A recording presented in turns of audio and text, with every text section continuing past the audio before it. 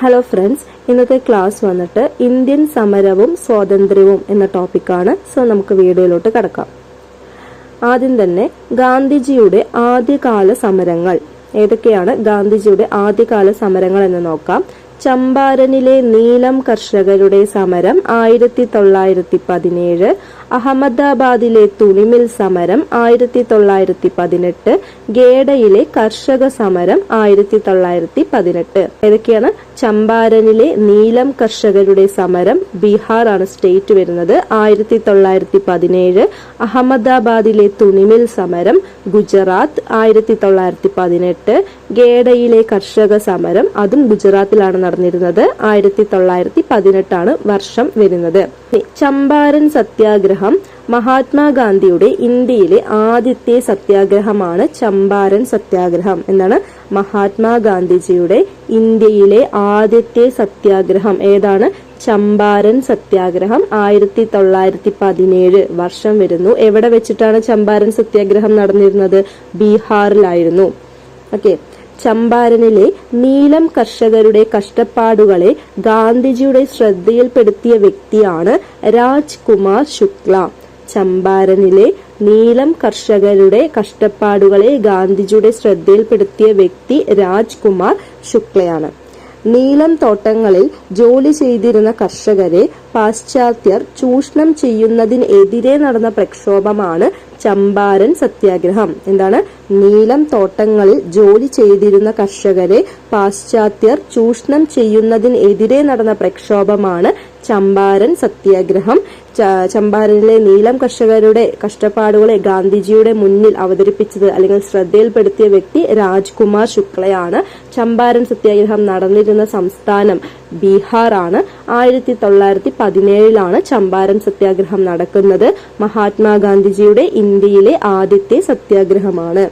ഇനി തിങ്കതിയ സമ്പ്രദായവുമായി ബന്ധപ്പെട്ട പ്രക്ഷോഭം ഏതാണ്? ചമ്പാരൻ സത്യാഗ്രഹമാണ്. എന്താണ്?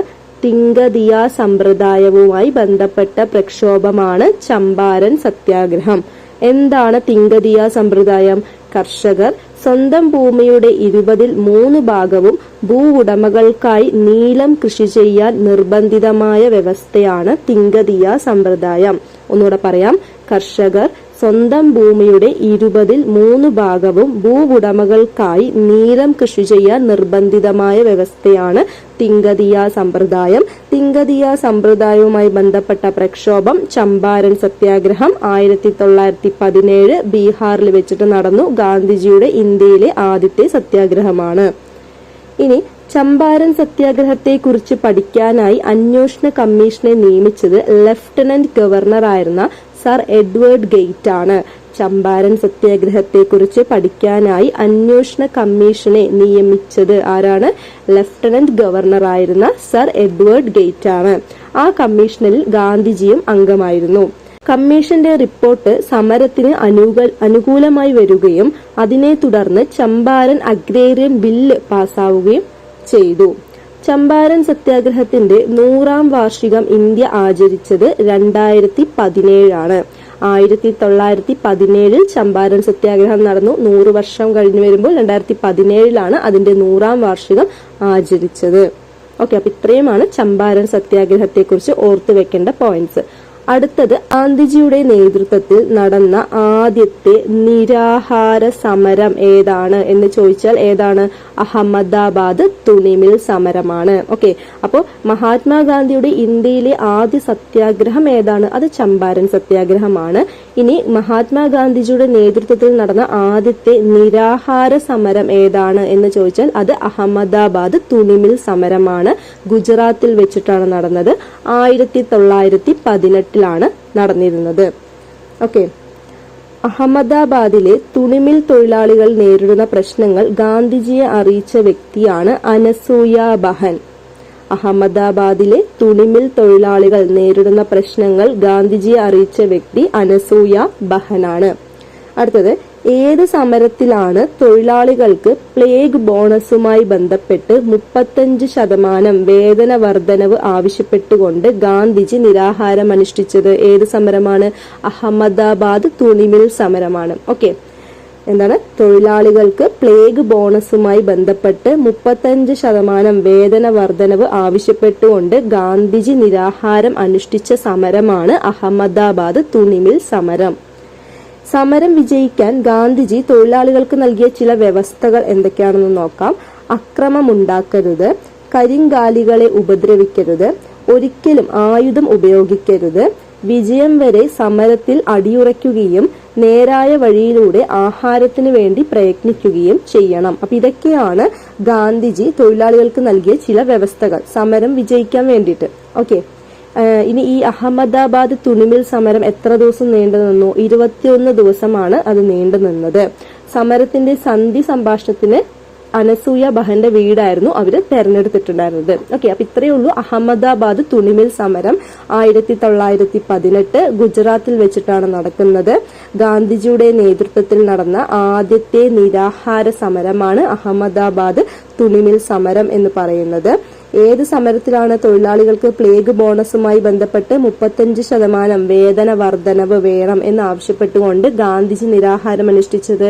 അഹമ്മദാബാദ് തുണിമിൽ സമരവുമായി ബന്ധപ്പെട്ടിട്ടാണ്.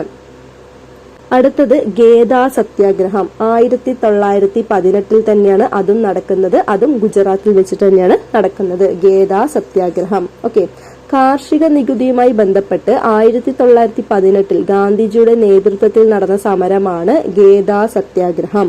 എന്താണ്, കാർഷിക നികുതിയുമായി ബന്ധപ്പെട്ട് 1918 ഗാന്ധിജിയുടെ നേതൃത്വത്തിൽ നടന്ന സമരമാണ് ഗേദ സത്യാഗ്രഹം.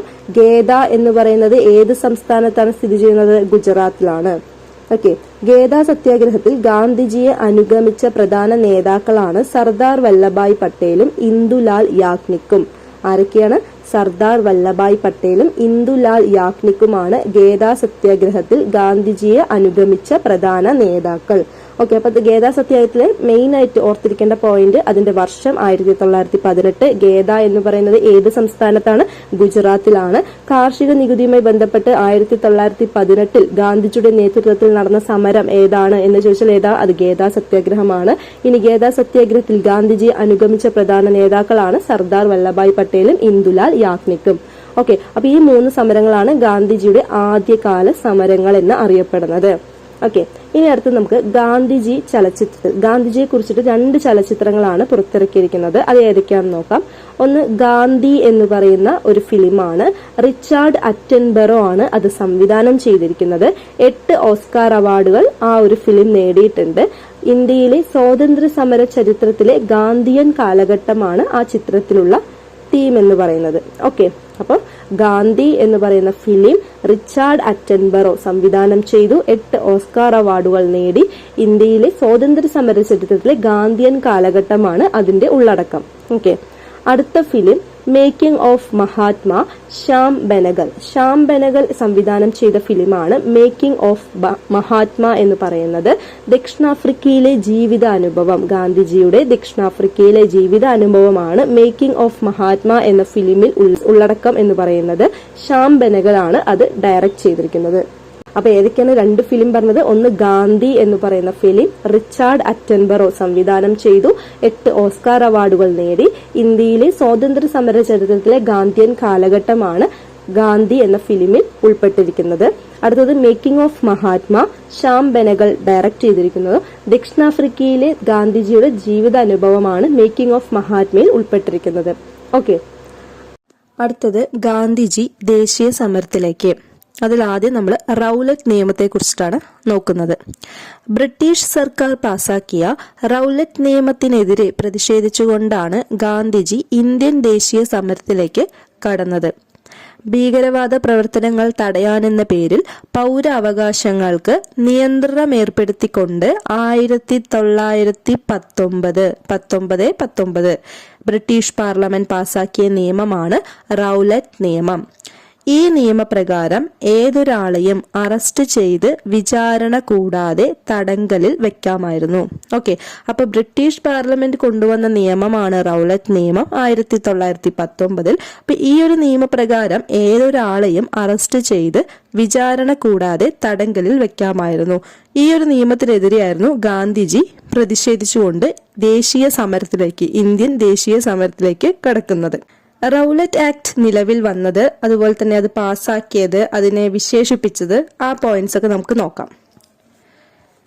റൗലറ്റ് ആക്ട് പാസ്സാക്കിയത് 1919 ഫെബ്രുവരി മാസത്തിലാണ്. റൗലറ്റ് ആക്ട് പാസ്സാക്കിയത് എപ്പോഴാണ്? 1919 ഫെബ്രുവരി. റൗലറ്റ് ആക്ട് നിലവിൽ വന്നത് 1919 മാർച്ച് 10-നാണ്.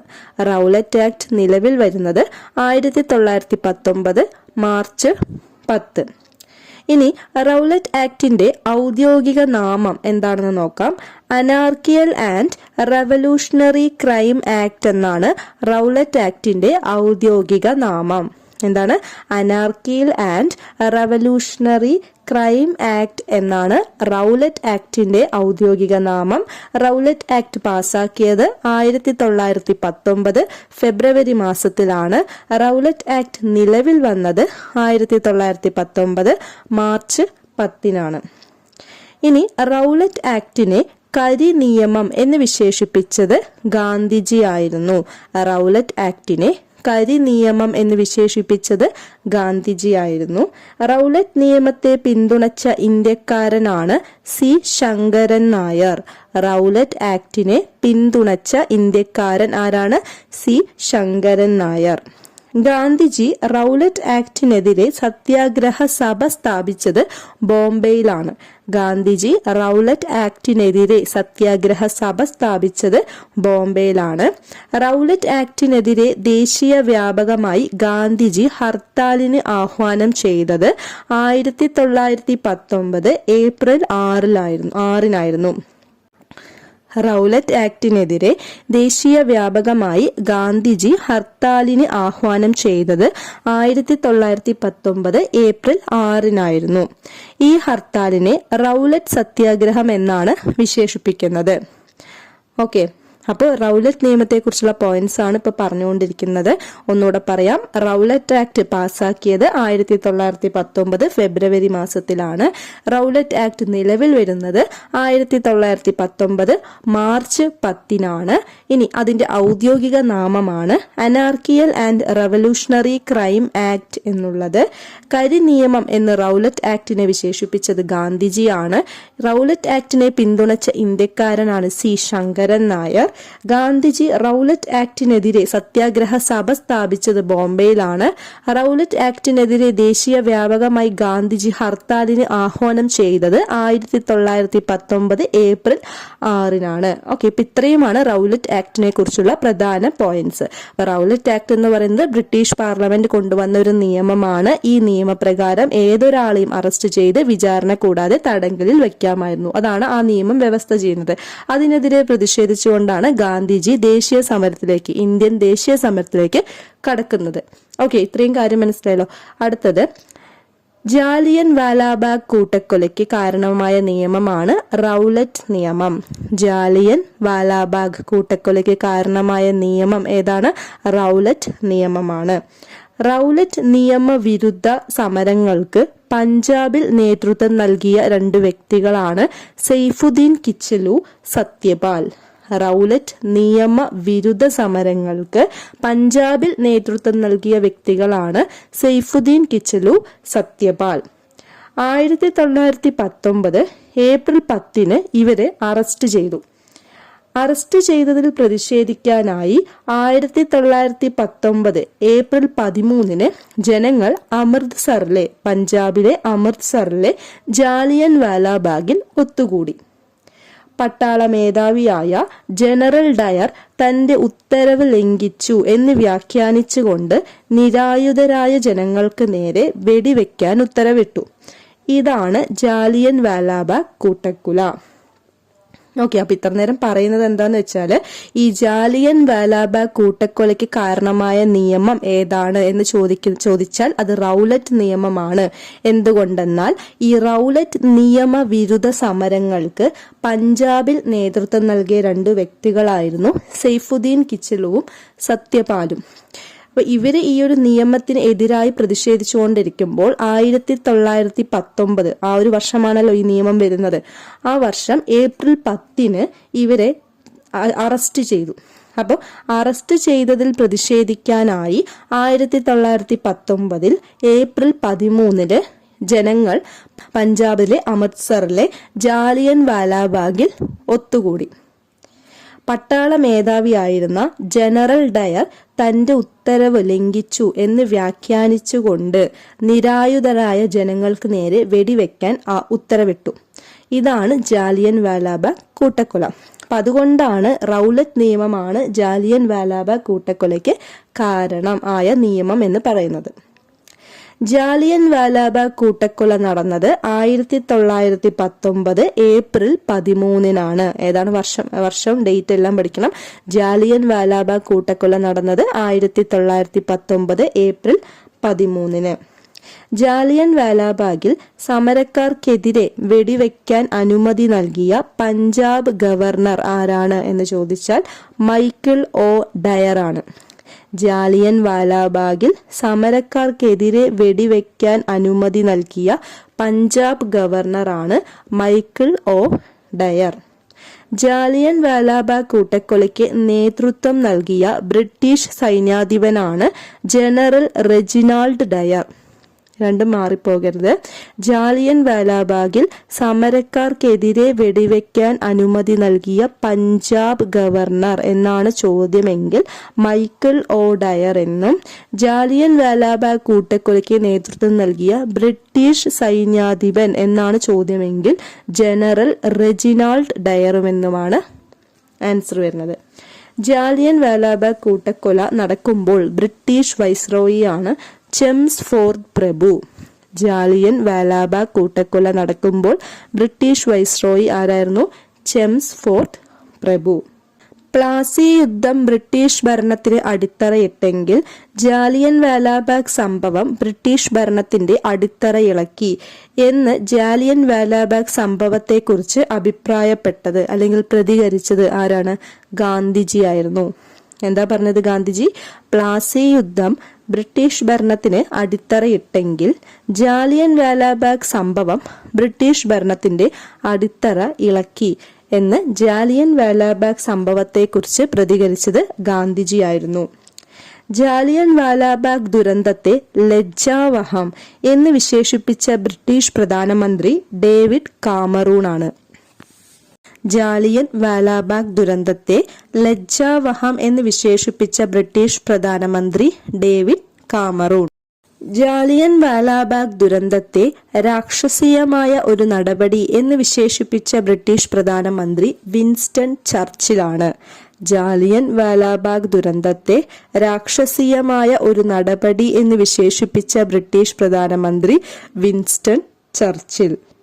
ജാലിയൻ വാലാബാഗ് കൂട്ടക്കൊലയെക്കുറിച്ച് അന്വേഷിക്കാൻ ബ്രിട്ടീഷ് സർക്കാർ നിയോഗിച്ച കമ്മിറ്റിയാണ് ഹണ്ടർ കമ്മീഷൻ. ജാലിയൻ വാലാബാഗ് കൂട്ടക്കൊലയെക്കുറിച്ച് അന്വേഷിക്കാൻ ബ്രിട്ടീഷ് സർക്കാർ നിയോഗിച്ച കമ്മിറ്റി ഹണ്ടർ കമ്മീഷനാണ്. ക്രൗളിംഗ് ഓർഡർ ജാലിയൻ വാലാബാഗ് സംഭവവുമായി ബന്ധപ്പെട്ടിരിക്കുന്ന ഒന്നാണ്. എന്താണ് ക്രൗളിംഗ് ഓർഡർ? ജാലിയൻ വാലാബാഗ് സംഭവവുമായി ബന്ധപ്പെട്ടിരിക്കുന്ന ഒന്നാണ്. മൈക്കിൾ ഒ ഡയറിനെ വധിച്ച വിപ്ലവകാരിയാണ് Udham Singh. Michael O Dyer ആരാണ്? ജാലിയൻ വാലാബാഗിൽ സമരക്കാർക്കെതിരെ വെടിവെക്കാൻ അനുമതി നൽകിയ Punjab governor Michael O Dyer എന്ന് നമ്മൾ അപ്പോഴേ പഠിച്ചു. ആ മൈക്കിൾ ഒ ഡയറിനെ, പഞ്ചാബ് ഗവർണറായ മൈക്കിൾ ഒ ഡയറിനെ വധിച്ച വിപ്ലവകാരി ആരാണ്? ഉദ്ധം സിംഗ് ആണ്. 1940 മാർച്ച് 13 മൈക്കിൾ ഒ ഡയറിനെ വധിച്ചത്. എപ്പോഴാണ്?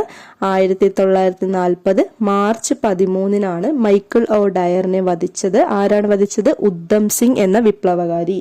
ഇനി ഉദ്ധം സിംഗിനെ തൂക്കിലേറ്റിയത് 1940 ജൂലൈ 31. ഓക്കെ, അപ്പൊ 1940 മാർച്ച് 13 മൈക്കിൾ ഒ ഡയറിനെ ഉദ്ധം സിംഗ് വധിക്കുന്നത്. പിന്നീട് ഉദ്ധം സിംഗിനെ തൂക്കിലേറ്റുന്നത് 1940 ജൂലൈ 31. ജാലിയൻ വാലാബാഗ് ദുരന്തത്തിൽ പ്രതിഷേധിച്ച് സർ പദവി ഉപേക്ഷിച്ചത് രബീന്ദ്രനാഥ് ടാഗോർ ആയിരുന്നു. ജാലിയൻ വാലാബാഗ് ദുരന്തത്തിൽ പ്രതിഷേധിച്ച് സർ പദവി ഉപേക്ഷിച്ചത് ആരായിരുന്നു? രബീന്ദ്രനാഥ് ടാഗോർ. ജാലിയൻ വാലാബാഗ് കൂട്ടക്കൊലയിൽ പ്രതിഷേധിച്ച് കൈസർ ഇ ഹിന്ദ് പദവി തിരികെ നൽകിയ നേതാവാണ് ഗാന്ധിജി. ജാലിയൻ വാലാബാഗ് കൂട്ടക്കൊലയിൽ പ്രതിഷേധിച്ച് കൈസർ ഇ ഹിന്ദ് പദവി തിരികെ നൽകിയ നേതാവ് ഗാന്ധിജി. ജാലിയൻ വാലാബാഗ് കൂട്ടക്കൊലയിൽ പ്രതിഷേധിച്ച് വൈസ്രോയുടെ എക്സിക്യൂട്ടീവ് കൗൺസിലിൽ നിന്നും രാജിവെച്ച മലയാളിയാണ് സി ശങ്കരൻ നായർ. ജാലിയൻ വാലാബാഗ് കൂട്ടക്കൊലയിൽ പ്രതിഷേധിച്ച് വൈസ്രോയുടെ എക്സിക്യൂട്ടീവ് കൗൺസിലിൽ നിന്നും രാജിവെച്ച മലയാളിയാണ് സി ശങ്കരൻ നായർ. റൗലറ്റ് ആക്ടിനെതിരെ പ്രതിഷേധിച്ചുകൊണ്ട് ഇംപീരിയൽ ലെജിസ്ലേറ്റീവ് കൗൺസിലിലെ തങ്ങളുടെ അംഗത്വം രാജിവെച്ച ദേശീയ നേതാക്കൾ ആരൊക്കെയാണ് എന്ന് ചോദിച്ചാൽ മുഹമ്മദ് അലി ജിന്ന, മദൻ മോഹൻ മാളവ്യ, മസ്ഹർ ഉൽ ഹക്ക്.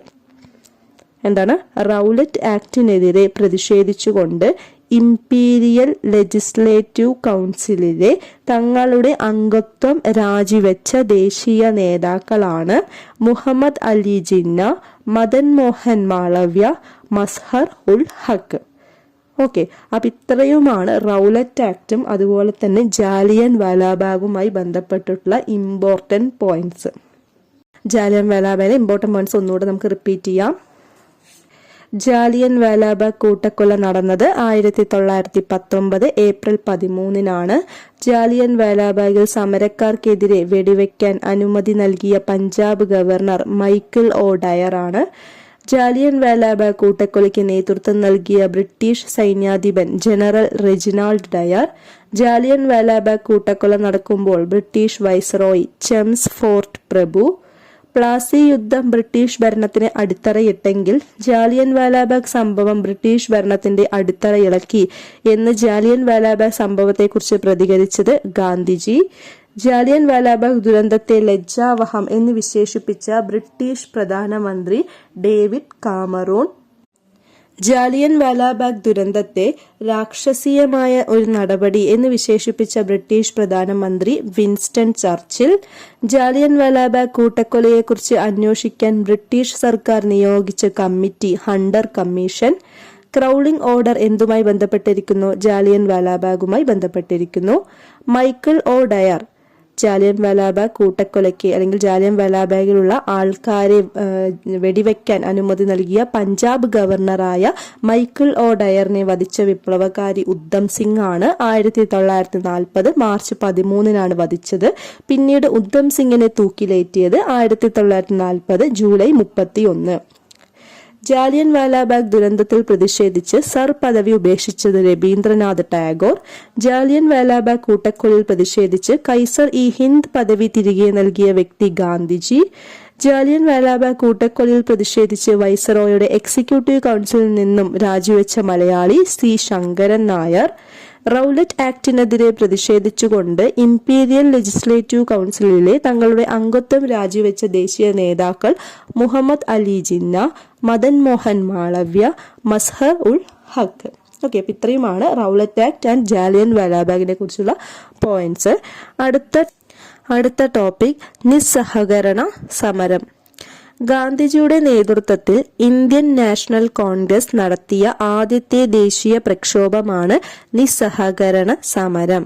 ഗാന്ധിജിയുടെ നേതൃത്വത്തിൽ ഇന്ത്യൻ നാഷണൽ കോൺഗ്രസ് നടത്തിയ ആദ്യത്തെ ദേശീയ പ്രക്ഷോഭം ഏതാണ്? നിസ്സഹകരണ സമരമാണ്. നിസ്സഹകരണ സമരത്തിന്റെ ഭാഗമായി ഗാന്ധിജി മുന്നോട്ട് വെച്ച പ്രധാന പരിപാടികൾ എന്തൊക്കെയാണെന്ന് നോക്കാം.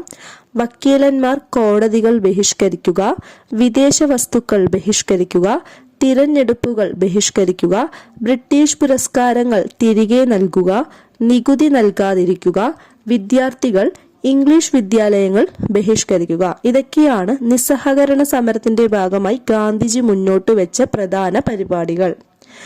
1920 കൊൽക്കത്തയിൽ ചേർന്ന ഇന്ത്യൻ നാഷണൽ കോൺഗ്രസിന്റെ പ്രത്യേക സമ്മേളനത്തിൽ നിസ്സഹകരണ പ്രസ്ഥാന പ്രമേയം അവതരിപ്പിച്ചത് ഗാന്ധിജിയായിരുന്നു. എപ്പോഴാണ്? 1920 കൊൽക്കത്തയിൽ വെച്ച് നടന്ന ഇന്ത്യൻ നാഷണൽ കോൺഗ്രസിന്റെ പ്രത്യേക സമ്മേളനത്തിൽ നിസ്സഹകരണ പ്രസ്ഥാന പ്രമേയം അവതരിപ്പിച്ചത് ഗാന്ധിജി ആയിരുന്നു. അന്നത്തെ ആ സമ്മേളനത്തിൽ, ഏത് സമ്മേളനത്തിൽ? 1920 കൊൽക്കത്ത സമ്മേളനത്തിൽ അധ്യക്ഷനാരായിരുന്നു? ലാലാ ലജ്പത് റായ് ആയിരുന്നു. ഓക്കെ, അപ്പൊ 1920 കൊൽക്കത്തയിൽ ചേർന്ന ഇന്ത്യൻ നാഷണൽ കോൺഗ്രസിന്റെ പ്രത്യേക സമ്മേളനം, ആ സമ്മേളനത്തിന്റെ അധ്യക്ഷൻ ലാലാ ലജ്പത് റായ് ആയിരുന്നു. ആ സമ്മേളനത്തിൽ വെച്ചിട്ടാണ് ഗാന്ധിജി നിസ്സഹകരണ പ്രസ്ഥാന പ്രമേയം അവതരിപ്പിക്കുന്നത്. ഇനി നിസ്സഹകരണ പ്രസ്ഥാനത്തെ അംഗീകരിച്ച കോൺഗ്രസ് സമ്മേളനം ഏതാണ് എന്ന് ചോദിച്ചാൽ അത് 1920 തന്നെ നാഗ്പൂർ സമ്മേളനമായിരുന്നു. ഓക്കെ, അപ്പോൾ 1920 രണ്ട് സമ്മേളനങ്ങൾ ഉണ്ടായിരുന്നു. ഒന്ന് 1920 കൊൽക്കത്തയിൽ വെച്ചിട്ട് ഇന്ത്യൻ നാഷണൽ കോൺഗ്രസിന്റെ ഒരു പ്രത്യേക സമ്മേളനം നടന്നു. അതിലത്തെ അധ്യക്ഷൻ ലാലാ ലജ്പത് റായ് ആയിരുന്നു. അവിടെ വെച്ചിട്ടാണ് ഗാന്ധിജി നിസ്സഹകരണ പ്രസ്ഥാന പ്രമേയം അവതരിപ്പിക്കുന്നത്.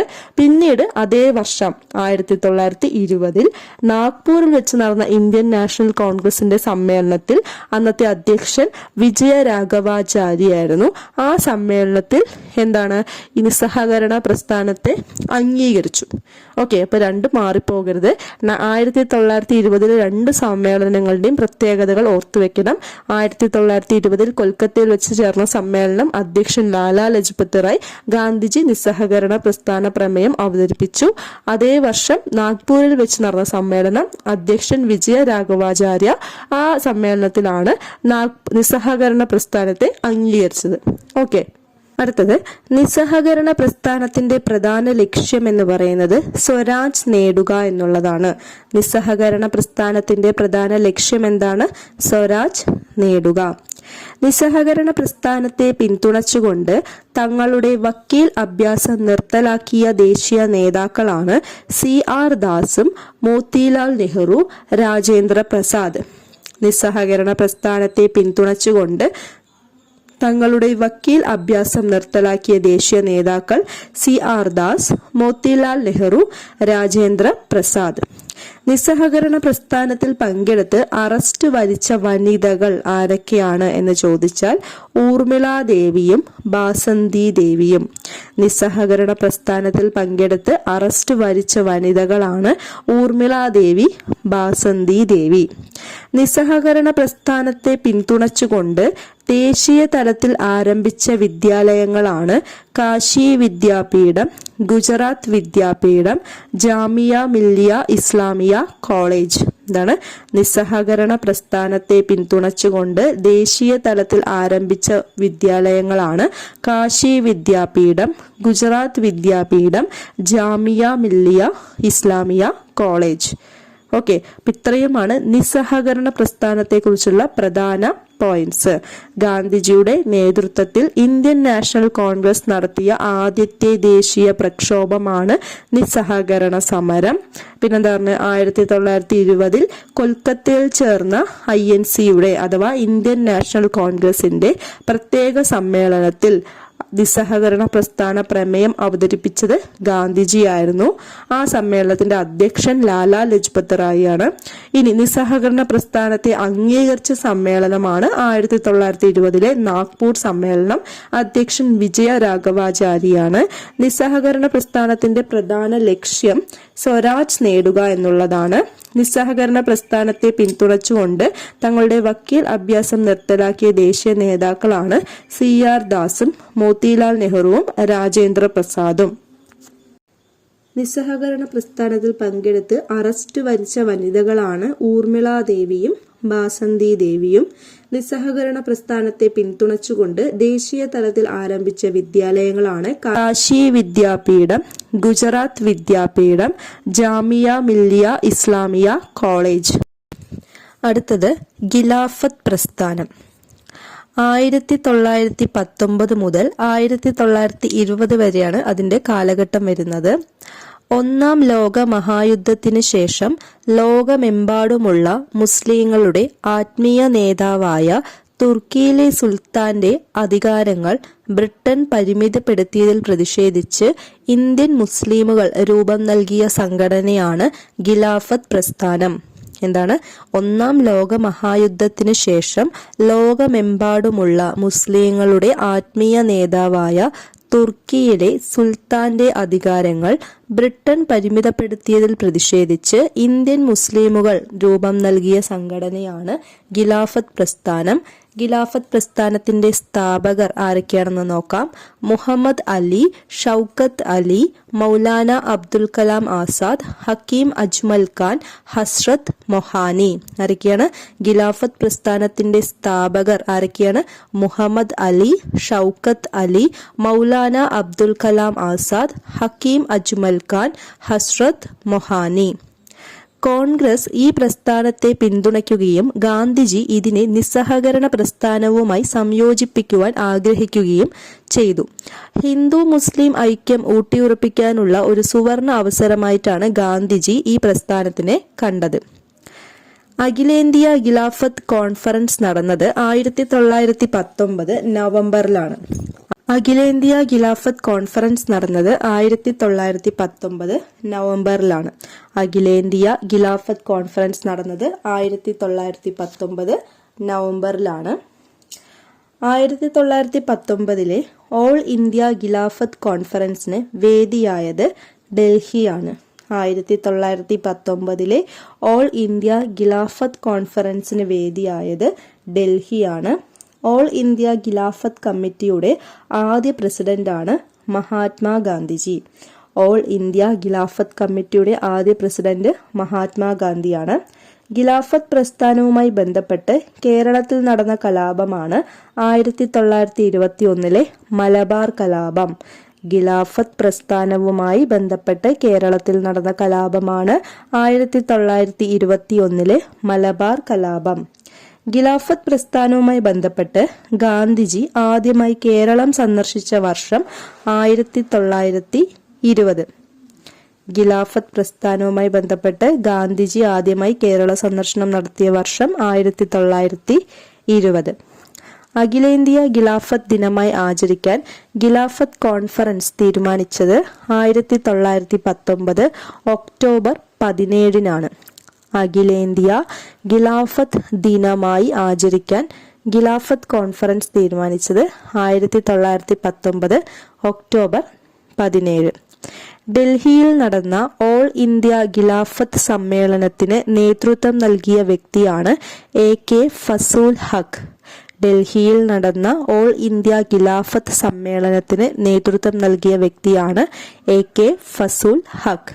ഓക്കെ, അപ്പൊ ഖിലാഫത്ത് പ്രസ്ഥാനത്തെ കുറിച്ചുള്ള പോയിന്റ്സ് ആണ് ഇപ്പൊ പറഞ്ഞത്. ഒന്നുകൂടെ റിപ്പീറ്റ് ചെയ്യാം.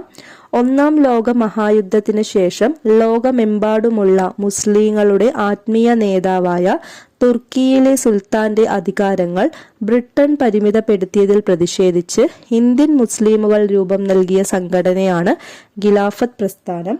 ഖിലാഫത്ത് പ്രസ്ഥാനത്തിന്റെ സ്ഥാപകർ മുഹമ്മദ് അലി, ഷൗക്കത്ത് അലി, മൗലാന അബ്ദുൽ കലാം ആസാദ്, ഹക്കീം അജ്മൽ ഖാൻ, ഹസ്രത്ത് മൊഹാനി. കോൺഗ്രസ് ഈ പ്രസ്ഥാനത്തെ പിന്തുണയ്ക്കുകയും ഗാന്ധിജി ഇതിനെ നിസ്സഹകരണ പ്രസ്ഥാനവുമായി സംയോജിപ്പിക്കുവാൻ ആഗ്രഹിക്കുകയും ചെയ്തു. ഹിന്ദു മുസ്ലിം ഐക്യം ഊട്ടിയുറപ്പിക്കാനുള്ള ഒരു സുവർണ അവസരമായിട്ടാണ് ഖിലാഫത്ത് പ്രസ്ഥാനത്തിനെ ഗാന്ധിജി കണ്ടത്. അഖിലേന്ത്യാ ഖിലാഫത്ത് കോൺഫറൻസ് നടന്നത് 1919 നവംബർ മാസത്തിലാണ്. 1919 ഓൾ ഇന്ത്യ ഖിലാഫത്ത് കോൺഫറൻസിന് വേദിയായത് ഡൽഹിയാണ്. ഓൾ ഇന്ത്യ ഖിലാഫത്ത് കമ്മിറ്റിയുടെ ആദ്യ പ്രസിഡന്റ് മഹാത്മാഗാന്ധി. ഖിലാഫത്ത് പ്രസ്ഥാനവുമായി ബന്ധപ്പെട്ട് കേരളത്തിൽ നടന്ന കലാപം 1921 മലബാർ കലാപം. ഖിലാഫത്ത് പ്രസ്ഥാനവുമായി ബന്ധപ്പെട്ട് ഗാന്ധിജി ആദ്യമായി കേരള സന്ദർശനം നടത്തിയ വർഷം 1920. അഖിലേന്ത്യാ ഖിലാഫത്ത് ദിനമായി ആചരിക്കാൻ ഖിലാഫത്ത് കോൺഫറൻസ് തീരുമാനിച്ചത് 1919 ഒക്ടോബർ 17. ഡൽഹിയിൽ നടന്ന ഓൾ ഇന്ത്യ ഖിലാഫത്ത് സമ്മേളനത്തിന് നേതൃത്വം നൽകിയ വ്യക്തി AK ഫസൂൽ ഹക്ക്. ഓക്കെ, നമ്മൾ പറഞ്ഞു 1919 ഓൾ ഇന്ത്യ ഖിലാഫത്ത് കോൺഫറൻസ് ആദ്യമായി നടന്നത് 1919 നവംബർ ആണ്, ഡൽഹിയിലാണെന്ന് പറഞ്ഞു. അതിന് നേതൃത്വം നൽകിയതാണ് AK ഫസൂൽ ഹക്ക്. അടുത്തത് ചൗരി ചൗര സംഭവം 1922 വർഷം വരുന്നത്.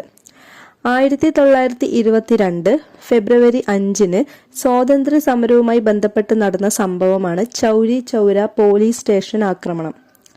ചൗരി ചൗരിയിൽ പ്രകടനം നടത്തുകയായിരുന്ന ജനക്കൂട്ടത്തിന് നേരെ പോലീസ് വെടിവെച്ചതിൽ പ്രതിഷേധിച്ച് ജനങ്ങൾ പോലീസ് സ്റ്റേഷന് തീ കൊളുത്തുകയും 22 പോലീസുകാർ മരിക്കുകയും ചെയ്തതാണ് ചൗരി ചൗര സംഭവം. ഓക്കെ, അപ്പൊ 1922 ഫെബ്രുവരി 5 സ്വാതന്ത്ര്യ സമരവുമായി ബന്ധപ്പെട്ട് നടന്ന സംഭവമാണ് ചൗരി ചൗര പോലീസ് സ്റ്റേഷൻ ആക്രമണം. ചൗരി ചൗരിയിൽ പ്രകടനം നടത്തുകയായിരുന്ന ജനക്കൂട്ടത്തിന് നേരെ പോലീസ് വെടിവെച്ചതിൽ പ്രതിഷേധിച്ച് ജനങ്ങൾ പോലീസ് സ്റ്റേഷന് തീ കൊളുത്തുകയും 22 പോലീസുകാർ മരിക്കുകയും ചെയ്തതാണ് ചൗരി ചൗര സംഭവം. ചൗരി ചൗര സംഭവത്തെ തുടർന്ന് ഗാന്ധിജി നിസ്സഹകരണ പ്രസ്ഥാനം പിൻവലിച്ചത് 1922 ഫെബ്രുവരി 11 നിസ്സഹകരണ പ്രസ്ഥാനത്തിന്റെ പ്രവർത്തനങ്ങൾ മുഴുവനായും നിർത്തലാക്കിയത് 1922 ഫെബ്രുവരി 12. ഓക്കെ, അപ്പൊ ചൗരി ചൗര സംഭവത്തെ തുടർന്നിട്ടാണ് ഗാന്ധിജി നിസ്സഹകരണ പ്രസ്ഥാനം പിൻവലിച്ചത്. വർഷം 1922 ഫെബ്രുവരി 11. ഇനി നിസ്സഹകരണ പ്രസ്ഥാനത്തിന്റെ പ്രവർത്തനങ്ങൾ മുഴുവനായും നിർത്തലാക്കിയത് 1922 ഫെബ്രുവരി 12. പിറ്റേ ദിവസമാകുമ്പോഴേക്കും മുഴുവനായും അത് നിർത്തലാക്കി. ഗാന്ധിജിയെ ചൗരി ചൗര സംഭവവുമായി ബന്ധപ്പെട്ട് തടവിലാക്കിയ ജയിലാണ് യർവാദ ജയിൽ. ഗാന്ധിജിയെ ചൗരി ചൗര സംഭവവുമായി ബന്ധപ്പെടുത്തി തടവിലാക്കിയ ജയിലാണ് യർവാദ ജയിൽ. ഏത് സംഭവത്തെയാണ് സുഭാഷ് ചന്ദ്രബോസ് ഒരു ദേശീയ ദുരന്തം എന്ന് വിശേഷിപ്പിച്ചത്? നിസ്സഹകരണ പ്രസ്ഥാനം പിൻവലിച്ച നടപടിയാണ് സുഭാഷ് ചന്ദ്രബോസ് ഒരു ദേശീയ ദുരന്തം എന്ന് വിശേഷിപ്പിച്ചത്. ചൗരി ചൗര സംഭവത്തെ തുടർന്ന് നിസ്സഹകരണ പ്രസ്ഥാനത്തെ ഹിമാലയൻ ബ്ലണ്ടർ എന്ന് വിശേഷിപ്പിച്ചത് ഗാന്ധിജിയാണ്. ചൗരി ചൗര സംഭവത്തെ തുടർന്ന് നിസ്സഹകരണ പ്രസ്ഥാനത്തെ ഹിമാലയൻ ബ്ലണ്ടർ എന്ന് വിശേഷിപ്പിച്ചത് ഗാന്ധിജി. ഓക്കെ, അപ്പൊ അതാണ് ചൗരി ചൗര സംഭവത്തെ കുറിച്ചുള്ള ഇമ്പോർട്ടന്റ് പോയിന്റ്സ് ആണ് ഇപ്പൊ പറഞ്ഞുകൊണ്ടിരിക്കുന്നത്. 1922 ചൗരി ചൗര സംഭവം നടക്കുന്നത്. 1922 ഫെബ്രുവരി 5 സ്വാതന്ത്ര്യ സമരവുമായി ബന്ധപ്പെട്ട് നടന്ന സംഭവമാണ് ചൗരി ചൗര പോലീസ് സ്റ്റേഷൻ ആക്രമണം. ചൗരി ചൗരിയിൽ പ്രകടനം നടത്തുകയായിരുന്ന ജനക്കൂട്ടത്തിന് നേരെ പോലീസ് വെടിവെച്ചതിൽ പ്രതിഷേധിച്ച് ജനങ്ങൾ പോലീസ് സ്റ്റേഷന് തീ കൊളുത്തുകയും 22 പോലീസുകാർ മരിക്കുകയും ചെയ്തതാണ് ചൗരി ചൗര സംഭവം.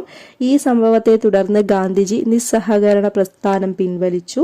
വർഷം 1922 ഫെബ്രുവരി 11.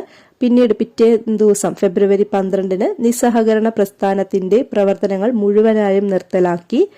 പിന്നെന്താ, ഗാന്ധിജിയെ ചൗരി ചൗര സംഭവവുമായി ബന്ധപ്പെട്ട് തടവിലാക്കിയ ജയിലാണ് യർവാദ ജയിൽ. ഏത് സംഭവത്തെയാണ് സുഭാഷ് ചന്ദ്രബോസ് ഒരു ദേശീയ ദുരന്തം എന്ന് വിശേഷിപ്പിച്ചത്? നിസ്സഹകരണ പ്രസ്ഥാനം പിൻവലിച്ച നടപടിയെയാണ് സുഭാഷ് ചന്ദ്രബോസ് ഒരു ദേശീയ ദുരന്തം എന്ന് വിശേഷിപ്പിച്ചത്. ചൗരി ചൗര സംഭവത്തെ തുടർന്ന് നിസ്സഹകരണ പ്രസ്ഥാനത്തെ ഹിമാലയൻ ബ്ലണ്ടർ എന്ന് വിശേഷിപ്പിച്ചത് ഗാന്ധിജിയായിരുന്നു. ഓക്കെ, ഇനി നിസ്സഹകരണ പ്രസ്ഥാനത്തിന്റെ പെട്ടെന്നുള്ള പിൻവാങ്ങലിനെ തുടർന്ന് കോൺഗ്രസിലുണ്ടായ അഭിപ്രായ വ്യത്യാസത്തിന്റെ ഫലമായി കോൺഗ്രസിൽ നിന്നും വിട്ടുപോയ നേതാക്കൾ ആരംഭിച്ച സംഘടനയാണ് സ്വരാജ് പാർട്ടി. നിസ്സഹകരണ പ്രസ്ഥാനത്തിന്റെ പെട്ടെന്നുള്ള പിൻവാങ്ങലിനെ തുടർന്ന് കോൺഗ്രസിലുണ്ടായ അഭിപ്രായ വ്യത്യാസത്തിന്റെ ഫലമായി കോൺഗ്രസിൽ നിന്നും വിട്ടുപോയ നേതാക്കൾ ആരംഭിച്ച സംഘടനയാണ് സ്വരാജ് പാർട്ടി. സ്വരാജ് പാർട്ടി നിലവിൽ വരാൻ കാരണമായ കോൺഗ്രസ് സമ്മേളനം ഏതാണ്? 1922 ഗയ കോൺഗ്രസ് സമ്മേളനത്തിൽ വെച്ചിട്ടാണ് സ്വരാജ് പാർട്ടി നിലവിൽ വരുന്നത്. സ്വരാജ് പാർട്ടി രൂപീകൃതമായ വർഷം 1923 ജനുവരി 1 സ്വരാജ് പാർട്ടി നിലവിൽ വരുന്നത്. സ്വരാജ് പാർട്ടിയുടെ സ്ഥാപക നേതാക്കളാണ് CR ദാസും മോത്തിലാൽ നെഹ്റു. കോൺഗ്രസ് ഖിലാഫത്ത് സ്വരാജ് പാർട്ടിയുടെ ആദ്യ പ്രസിഡന്റാണ് CR ദാസ്. സ്വരാജ് പാർട്ടിയുടെ ആദ്യ സെക്രട്ടറി മോത്തിലാൽ നെഹ്റുവുമാണ്. ഓക്കെ, അപ്പോൾ CR ദാസും മോത്തിലാൽ നെഹ്റുവുമാണ് സ്ഥാപകർ. സ്വരാജ് പാർട്ടിയുടെ സ്ഥാപകരാണ്. സ്വരാജ് പാർട്ടി സ്ഥാപിച്ചത് 1923 ജനുവരി 1-നാണ്. 1922 ഗയ കോൺഗ്രസ് സമ്മേളനത്തിൽ വെച്ചിട്ടാണ് സ്വരാജ് പാർട്ടി നിലവിൽ വരുന്നത്. അത് സ്ഥാപിച്ചിരിക്കുന്നത് 1923 ജനുവരി 1-നാണ്. സ്ഥാപക നേതാക്കൾ CR ദാസും മോത്തിലാൽ നെഹ്റുവുമാണ്. മോത്തിലാൽ നെഹ്റു സ്വരാജ് പാർട്ടിയുടെ ആദ്യ സെക്രട്ടറിയും CR ദാസ് സ്വരാജ് പാർട്ടിയുടെ ആദ്യ പ്രസിഡന്റുമാണ്. സ്വരാജ് പാർട്ടിയുടെ ആദ്യത്തെ സമ്മേളനം നടന്നത് അലഹബാദിൽ വെച്ചിട്ടായിരുന്നു. സ്വരാജ് പാർട്ടിയുടെ ആദ്യ സമ്മേളനം നടക്കുന്നത് അലഹബാദിൽ വെച്ചിട്ടാണ്. 1925 സെൻട്രൽ ലെജിസ്ലേറ്റീവ് അസംബ്ലിയിലേക്ക് തെരഞ്ഞെടുക്കപ്പെട്ട സ്വരാജ് പാർട്ടിയുടെ പ്രമുഖ നേതാവാണ് വിത്തൽഭായ് പട്ടേൽ. 1925 സെൻട്രൽ ലെജിസ്ലേറ്റീവ് അസംബ്ലിയിലേക്ക് തെരഞ്ഞെടുക്കപ്പെട്ട സ്വരാജ് പാർട്ടിയുടെ പ്രമുഖ നേതാവ് വിത്തൽഭായ് പട്ടേലാണ്.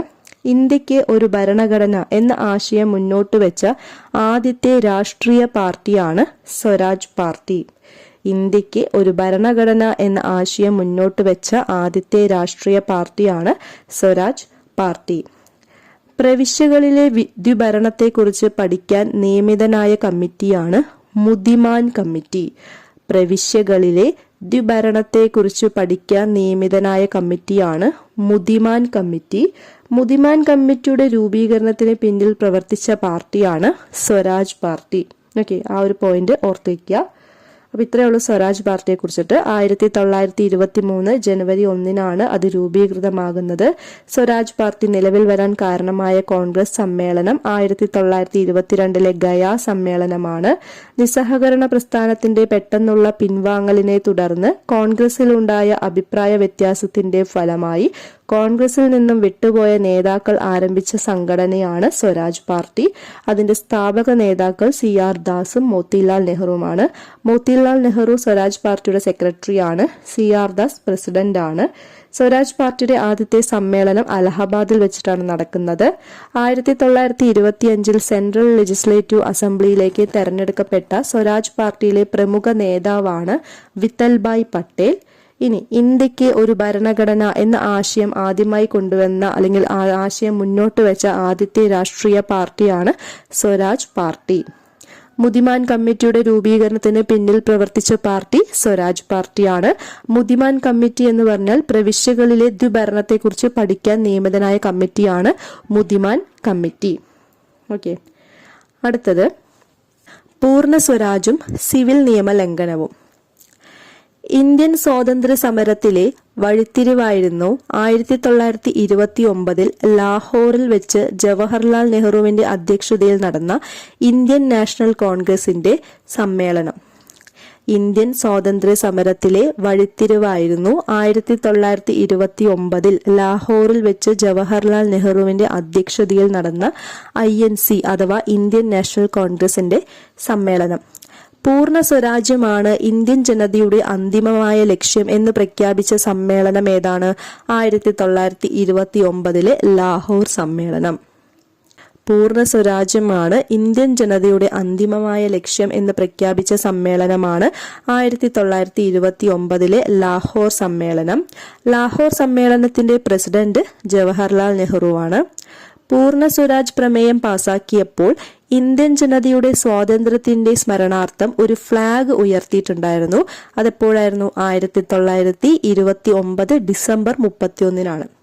പൂർണ്ണ സ്വരാജ് പ്രമേയം പാസാക്കിയപ്പോൾ ഇന്ത്യൻ ജനതയുടെ സ്വാതന്ത്ര്യത്തിന്റെ സ്മരണാർത്ഥം ഫ്ലാഗ് ഉയർത്തിയത് 1929 ഡിസംബർ 31-ന്. ഇന്ത്യയുടെ ആദ്യ സ്വാതന്ത്ര്യ ദിനമായി പ്രഖ്യാപിച്ചത് 1930 ജനുവരി 26-നാണ്. പൂർണ്ണ സ്വരാജ് പ്രമേയം പാസാക്കപ്പെടുകയും ഇന്ത്യൻ ദേശീയ പതാക ഉയർത്തപ്പെടുകയും ചെയ്ത ആദ്യ കോൺഗ്രസ് സമ്മേളനം ഏതാണ് എന്ന് ചോദിച്ചാൽ അത് ലാഹോർ സമ്മേളനമാണ്. പൂർണ്ണ സ്വരാജ് പ്രമേയം പാസാക്കപ്പെടുകയും ഇന്ത്യൻ ദേശീയ പതാക ഉയർത്തപ്പെടുകയും ചെയ്ത ആദ്യ കോൺഗ്രസ് സമ്മേളനമാണ് 1929 ലാഹോർ സമ്മേളനം. 1930 ജനുവരി 26 ഓർമ്മയ്ക്കായാണ് ഇന്ത്യയിൽ ജനുവരി 26 റിപ്പബ്ലിക് ദിനമായി തെരഞ്ഞെടുത്തത്. ഓക്കെ, അപ്പോൾ ഇന്ത്യയുടെ ആദ്യ സ്വാതന്ത്ര്യ ദിനമായി പ്രഖ്യാപിച്ചത് എന്നാണ് 1930 ജനുവരി 26 ഇതിന്റെ ഓർമ്മയ്ക്കായാണ് ഇന്ത്യയിൽ ജനുവരി 26 റിപ്പബ്ലിക് ദിനമായി തെരഞ്ഞെടുത്തിരിക്കുന്നത്. സിവിൽ നിയമ ലംഘനം ആരംഭിക്കാൻ കാരണമായ കോൺഗ്രസ് സമ്മേളനമാണ് ലാഹോർ സമ്മേളനം. സിവിൽ നിയമ ലംഘനം ആരംഭിക്കാൻ കാരണമായ കോൺഗ്രസ് സമ്മേളനം ലാഹോർ സമ്മേളനമാണ്. ഈ ലാഹോർ സമ്മേളനത്തിന് കുറെ പ്രത്യേകതകളുണ്ട്.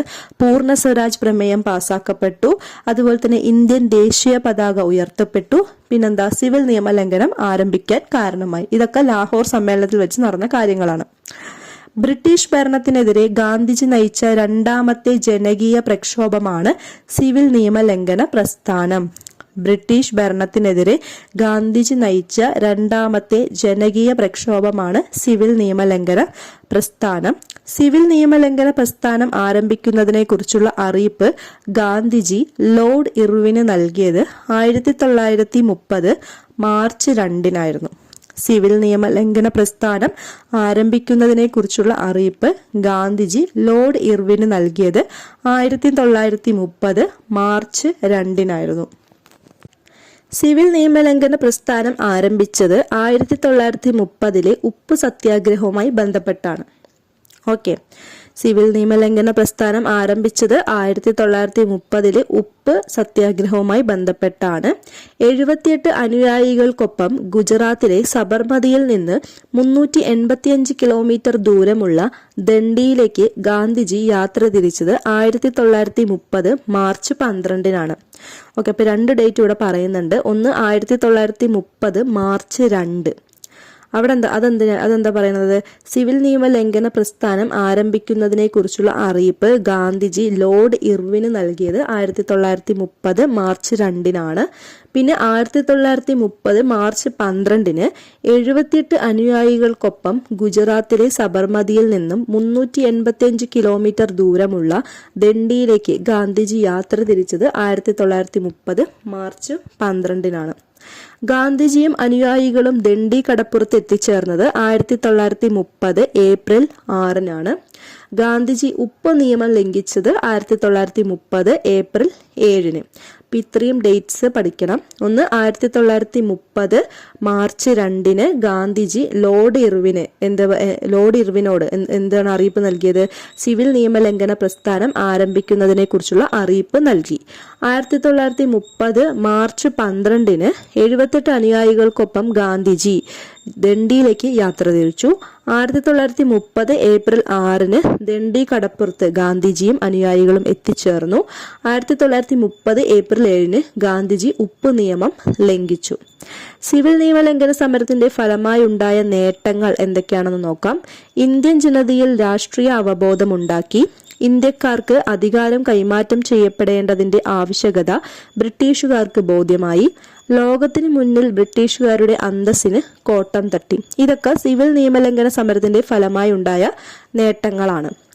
എന്തൊക്കെയാണ്? ഇന്ത്യൻ ജനതയിൽ രാഷ്ട്രീയ അവബോധമുണ്ടാക്കി. ഇന്ത്യക്കാർക്ക് അധികാരം കൈമാറ്റം ചെയ്യപ്പെടേണ്ടതിന്റെ ആവശ്യകത ബ്രിട്ടീഷുകാർക്ക് ബോധ്യമായി. ലോകത്തിന് മുന്നിൽ ബ്രിട്ടീഷുകാരുടെ അന്തസ്സിന് കോട്ടം തട്ടി. സിവിൽ നിയമലംഘന പ്രസ്ഥാനം അവസാനിക്കാൻ കാരണമായ ഉടമ്പടിയാണ് 1931 ഗാന്ധി ഇർവിൻ ഉടമ്പടി. സിവിൽ നിയമലംഘന പ്രസ്ഥാനം അവസാനിക്കാൻ കാരണമായ ഉടമ്പടിയാണ് 1931 ഗാന്ധി ഇർവിൻ ഉടമ്പടി. കോൺഗ്രസ് ഔദ്യോഗികമായി സിവിൽ നിയമലംഘന സമരം പിൻവലിച്ചത് 1934 മാർച്ചിലാണ്. കോൺഗ്രസ് ഔദ്യോഗികമായി സിവിൽ നിയമ ലംഘന സമരം പിൻവലിച്ചത് 1934 മാർച്ചിലാണ്. ഉപ്പ് സത്യാഗ്രഹത്തിന്റെ പേരിൽ ആദ്യമായി അറസ്റ്റ് ചെയ്യപ്പെട്ട വ്യക്തി ആരാണ്? സർദാർ വല്ലഭായ് പട്ടേലാണ്. ഉപ്പ് സത്യാഗ്രഹത്തിന്റെ പേരിൽ ആദ്യമായി അറസ്റ്റ് ചെയ്യപ്പെട്ട വ്യക്തിയാണ് സർദാർ വല്ലഭായ് പട്ടേൽ. ഉപ്പ് സത്യാഗ്രഹത്തിൽ പങ്കെടുത്ത് അറസ്റ്റ് വരിച്ച ആദ്യ വനിതയാണ് രുക്മണി ലക്ഷ്മിപതി. ഉപ്പ് സത്യാഗ്രഹത്തിൽ പങ്കെടുത്ത് അറസ്റ്റ് വരിച്ച ആദ്യ വനിതയാണ് രുക്മണി ലക്ഷ്മിപതി. ഗാന്ധിജിയോടൊപ്പം ദണ്ഡി യാത്രയിൽ പങ്കെടുത്ത മലയാളികൾ ആരൊക്കെയാണെന്ന് നോക്കാം. നെയ്യാറ്റിൻകര സി കൃഷ്ണൻ, മായങ്കര ശങ്കരൻ, ഷൊർണൂർ രാഘവ പൊതുവാൾ, കോട്ടയം ടൈറ്റസ്. ഇത്രയും പേരാണ് ഉപ്പ് സത്യാഗ്രഹത്തിൽ ഗാന്ധിജിയോടൊപ്പം ദണ്ഡി യാത്രയിൽ പങ്കെടുത്ത മലയാളികൾ. ഓക്കെ, അപ്പോൾ ഉപ്പു സത്യാഗ്രഹത്തിന്റെ പേരിൽ ആദ്യമായി അറസ്റ്റ് ചെയ്യപ്പെട്ട വ്യക്തി സർദാർ വല്ലഭായ് പട്ടേലാണ്. ഉപ്പു സത്യാഗ്രഹത്തിൽ പങ്കെടുത്ത് അറസ്റ്റ് വരിച്ച ആദ്യ വനിത ആരാ ചോദിച്ചാല് രുക്മണി ലക്ഷ്മിപതിയാണ്. ഓക്കെ, ഇനി ഗാന്ധിജി അറസ്റ്റ് വരിച്ചതിന് ശേഷം ഉപ്പു സത്യാഗ്രഹത്തിന് നേതൃത്വം നൽകിയത് അബ്ബാസ് തിയാബ്ജിയാണ്. ഗാന്ധിജി അറസ്റ്റ് വരിച്ചതിന് ശേഷം ഉപ്പ് സത്യാഗ്രഹത്തിന് നേതൃത്വം നൽകിയത് അബ്ബാസ് തിയാബ്ജി. ഉപ്പ് നിയമം ലംഘിച്ചതിന് ഗാന്ധിജിയെ അറസ്റ്റ് ചെയ്ത് തടവിൽ പാർപ്പിച്ച ജയിലാണ് യർവാദ ജയിൽ. ഉപ്പ് നിയമം ലംഘിച്ചതിന് ഗാന്ധിജിയെ അറസ്റ്റ് ചെയ്ത് തടവിൽ പാർപ്പിച്ച ജയിലാണ് യർവാദ ജയിൽ, പൂനെയിലാണ്. ഒന്നുകിൽ ആവശ്യപ്പെട്ട കാര്യങ്ങൾ നിർവഹിച്ച് ഞാൻ മടങ്ങും, അല്ലെങ്കിൽ എന്റെ മൃതശരീരം അറബിക്കടലിൽ ഒഴുകുന്നത് കാണാം. ദണ്ഡിയാത്രയ്ക്ക് പോകും മുമ്പ് ആരാണ് ഇപ്രകാരം പറഞ്ഞത്? ഗാന്ധിജിയാണ്. ഓക്കെ, ഒന്നുകിൽ ആവശ്യപ്പെട്ട കാര്യങ്ങൾ നിർവഹിച്ച് ഞാൻ മടങ്ങും, അല്ലെങ്കിൽ എന്റെ മൃതശരീരം അറബിക്കടലിൽ ഒഴുകുന്നത് കാണാം എന്ന് ദണ്ഡിയാത്രയ്ക്ക് പോകും മുമ്പ് ഗാന്ധിജിയാണ് പറഞ്ഞത്. ഉപ്പ് സത്യാഗ്രഹത്തിന്റെ തുടക്കത്തിൽ ഗാന്ധിജിയുടെ ആകാരത്തെ പരിഹസിക്കുകയും മെലിഞ്ഞ ശരീരവും ചിലന്തിവല പോലത്തെ വസ്ത്രവും എന്ന് പുച്ഛിക്കുകയും ചെയ്ത അമേരിക്കൻ വാർത്താ മാസികയാണ് ടൈം മാസിക. ഉപ്പ് സത്യാഗ്രഹത്തിന്റെ തുടക്കത്തിൽ ഗാന്ധിജിയുടെ ആകാരത്തെ പരിഹസിക്കുകയും മെലിഞ്ഞ ശരീരവും ചിലന്തിവല പോലത്തെ വസ്ത്രവും എന്ന് പുച്ഛിക്കുകയും ചെയ്ത അമേരിക്കൻ വാർത്താ മാസികയാണ് ടൈം മാസിക. അടുത്തത് 1930 ദണ്ഡിയാത്രയുടെ സമയത്ത് ഗാന്ധിജിയും അനുയായികളും ആലപിച്ചിരുന്ന ഗീതമാണ് രഘുപതി രാഘവ രാജാറാം. ഇതിന് ഈണം നൽകിയത് വിഷ്ണു ദിഗംബർ പലുസ്കർ ആണ്. ഓക്കെ, 1930 ദണ്ഡിയാത്രയുടെ സമയത്ത് ഗാന്ധിജിയും അനുയായികളും ആലപിച്ചിരുന്ന ഗീതമാണ് രഘുപതി രാഘവ രാജാറാം. അതിന് ഈണം നൽകിയത് വിഷ്ണു ദിഗംബർ പലുസ്കർ ആണ്. ഓക്കെ, ഉപ്പ് പെട്ടെന്ന് നിഗൂഢമായ ഒരു വാക്കായി മാറി, ശക്തിയുടെ വാക്ക്, ഇങ്ങനെ അഭിപ്രായപ്പെട്ടത് ജവഹർലാൽ നെഹ്റു ആണ്. ഉപ്പ് പെട്ടെന്ന് നിഗൂഢമായ ഒരു വാക്കായി മാറി, ശക്തിയുടെ വാക്ക്, ഇങ്ങനെ അഭിപ്രായപ്പെട്ടത് ജവഹർലാൽ നെഹ്റു. സിവിൽ നിയമലംഘനത്തിന്റെ ഭാഗമായി ബെല്ലാരി ജയിലിൽ അടയ്ക്കപ്പെട്ട 43 ദിവസത്തെ ഉപവാസത്തിനൊടുവിൽ വീരമൃത്യു വരിച്ച നേതാവാണ് പി കുഞ്ഞിരാമൻ അടിയോടി. സിവിൽ നിയമലംഘനത്തിന്റെ ഭാഗമായി ബെല്ലാരി ജയിലിൽ അടയ്ക്കപ്പെട്ട 43 ദിവസത്തെ ഉപവാസത്തിനൊടുവിൽ വീരമൃത്യു വരിച്ച നേതാവാണ് പി കുഞ്ഞിരാമൻ അടിയോടി. ഓക്കെ, അടുത്തത് ഉപ്പ് സത്യാഗ്രഹത്തെ കുറിച്ചുള്ള വിശേഷണങ്ങൾ എന്തൊക്കെയാണെന്ന് നോക്കാം. ദണ്ഡിയാത്രയെ മോസസിന്റെ ഇസ്രായേലിലേക്കുള്ള പാലായനം എന്ന് വിശേഷിപ്പിച്ചത് PC റോയ് ആണ്. ദണ്ഡിയാത്രയെ മോസസിന്റെ ഇസ്രായേലിലേക്കുള്ള പാലായനം എന്ന് വിശേഷിപ്പിച്ചത് PC റോയ്. ഉപ്പ് സത്യാഗ്രഹത്തെ എൽബയിൽ നിന്നും പാരീസിലേക്കുള്ള നെപ്പോളിയന്റെ മടക്കയാത്ര എന്ന് വിശേഷിപ്പിച്ചത് സുഭാഷ് ചന്ദ്രബോസ് ആണ്. ഉപ്പ് സത്യാഗ്രഹത്തെ എൽബയിൽ നിന്നും പാരീസിലേക്കുള്ള നെപ്പോളിയന്റെ മടക്കയാത്ര എന്ന് വിശേഷിപ്പിച്ചത് സുഭാഷ് ചന്ദ്രബോസ്. ഉപ്പ് സത്യാഗ്രഹത്തെ ശ്രീരാമന്റെ ലങ്കയിലേക്കുള്ള യാത്ര എന്ന് വിശേഷിപ്പിച്ചത് മോത്തിലാൽ നെഹ്റു ആണ്.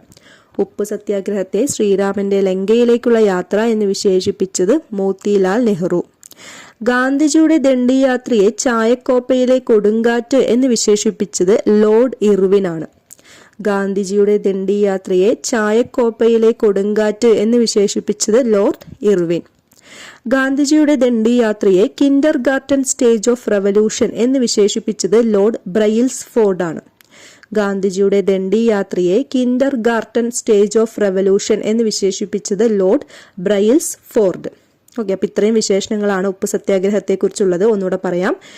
ദണ്ഡിയാത്രയെ മോസസിന്റെ ഇസ്രായേലിലേക്കുള്ള പാലായനം എന്ന് വിശേഷിപ്പിച്ചത് PC റോയ്.